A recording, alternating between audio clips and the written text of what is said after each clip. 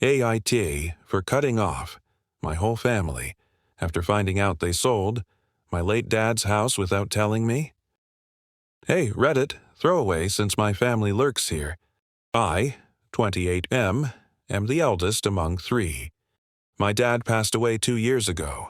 Heart attack, sudden and brutal. He was the rock of our family.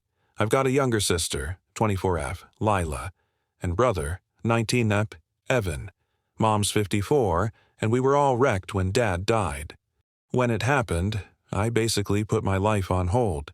I was the one who arranged the funeral, handled the paperwork, made sure bills were paid, and stayed in the family house.